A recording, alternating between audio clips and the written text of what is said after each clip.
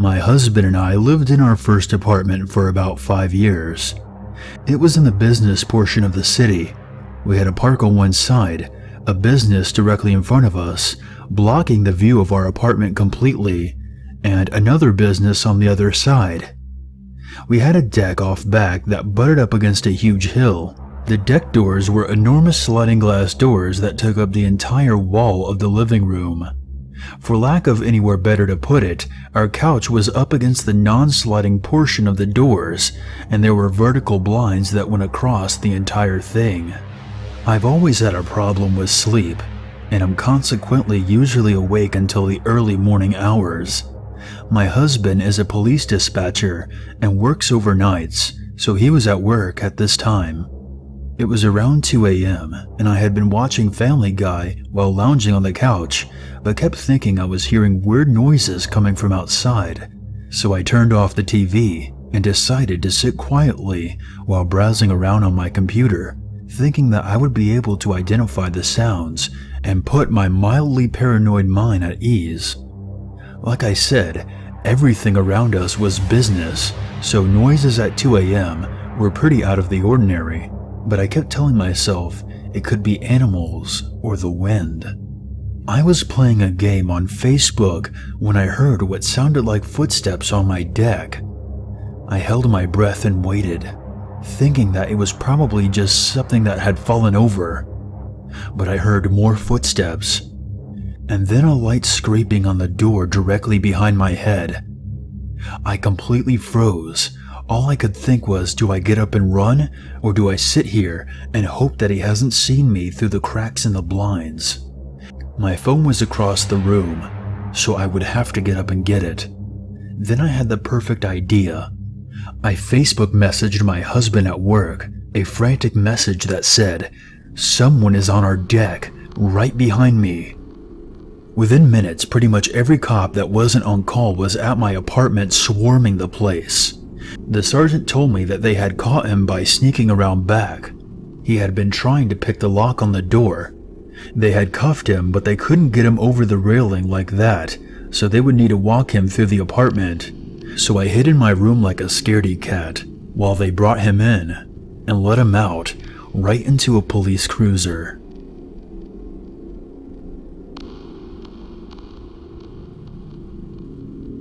This happened to me a few weeks ago. A little backstory. I'm currently in college about an hour away from my hometown and my parents' house. Every other weekend or so I drive home to spend time with my parents, and then I leave around 8 or 9 p.m. on Sunday nights to come back up to my apartment. By that time the sun is set and it's completely dark out. My parents live in a very rural area of Ohio, where there are fields for miles and little to no traffic at night. On a particular Sunday, I was driving back to my apartment like usual. It was around 8:30. I'm about 25 minutes into my hour drive. It's dark out and I haven't seen a single car the whole ride. I drive through this tiny town with only one stoplight as I make my way to the interstate. When I reach the edge of this town into more country roads, a red beat-up car cuts me off, pulling out in front of me. Obviously, I'm pissed. There are no other cars around. The guy could have waited for me to pass. I get over it quickly because my favorite song at the time comes on the radio, and I start singing along. I begin to notice that the car in front of me is going about 45 miles per hour. The speed limit is 65, so this is a bit ridiculous. I look for ways to pass him, but an intersection is coming up. I decide to wait and see if he goes a different direction than me. It's a four-way intersection, pitch black, with no one else around. As we come closer to it, the car in front of me switches on its hazard lights and stops in the middle of the road. I slow down so I don't hit him. I see the driver's side window rolled down and an arm waving at me as if to call me over for help. Now, I'm a very paranoid person, so I refuse to stop for anyone I don't know in the middle of the night. I quickly maneuver around the car and make my right turn at the intersection, leaving the car behind. I look in my rearview mirror and see the car switched off its hazards immediately and guns it out of there. Another car comes out of a driveway near the intersection and follows it. Remember that there's no one else on the road with us for miles, so I can only assume that the two cars were together trying to get me to pull over and do God knows what with me. To this day, I don't drive home that late anymore.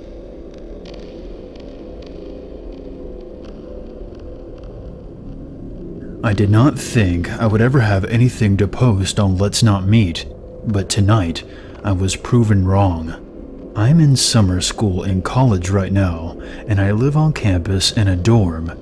The dorms have card access, so only students who live there can get in the building. We also live in a small mountain town, so there's rarely any problems. Well, I'm a girl, and my father raised me to have very quick reflexes to protect myself. He would literally jump out and wrestle me until I was 18 to get the message across. He's over 250 pounds, and I could beat him in a wrestling or fighting match, so I'm never truly worried about myself. I've been lurking on Let's Not Meet for about a week now, constantly reading everything that shows up on this subreddit, so my imagination has been running wild. I also have become more alert of my surroundings. Now on to the actual story. It was around 12:30 a.m., but I hadn't been paying attention to the time since I was happy just draping around on the internet. My roommate had left the room, and she wouldn't be back for a while, so I was taking in the lovely peace and quiet. Suddenly, there was a loud knock on my door. It was solid and loud, as if whoever was knocking was trying to wake me up if I was asleep. I got out of bed, and I didn't think anything of it, not realizing how late it was. I figured that it would be one of my roommate's friends, who sometimes comes around to try to find her. I look in the peephole, and I did not recognize this man. He looked like a college student, but something's off. He's looking off to the side, like he doesn't want to make eye contact, even through the peephole. I'm instantly on alert, but I remind myself that he very well may be an RA, since I noticed that there was a lanyard around his neck. No students wear lanyards around their necks here. I open the door, and my hands are just coming down from fixing my hair, when suddenly someone jumps in front of me. He was wearing a fucking gas mask, and he's leaning in close to me. I don't scream. Instead, I jump back, but find myself fueled by adrenaline. All I can think is, I'll get him before he gets me. And so when I take a step towards him, he takes a step back. I lunge at him and punch his arm hard. I don't recall what happened after that. I was too deep in my mode. But apparently I had punched his arm multiple times, leading him halfway through the hall in fear. I see my roommate, who is grinning nervously, and I realize all of this was just a harmless little prank. I'm shaking from the rush, and I step back into my room, shaking my head. My roommate apologizes, saying that she thought I would just scream and laugh about it. Some of her friends found the gas mask, and they wanted to see how many people they could scare. I ended up scaring them more. Apparently, I had taken the advice from a thread on here of looking terrifying and angry, because the guy I had punched had taken off the mask and was shaking in the corner. We all laughed about it after I explained why I seemed so angry. They thought I was insulted and was really angry, when in reality, I was only trying to protect myself.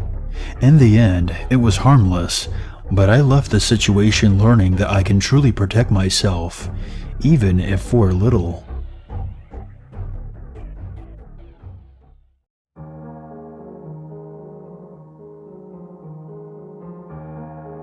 Thank you very much for watching. If you enjoyed this video, please share, like, and comment, and become part of the Unity by hitting the subscribe button. If you have a scary story that you would like to share, be sure to send it to my email or post it on the Free Horror Stories subreddit. consider donating to this channel and be sure to follow me on Twitter. And until next time, stay spooky and never forget, there's always a reason to be afraid.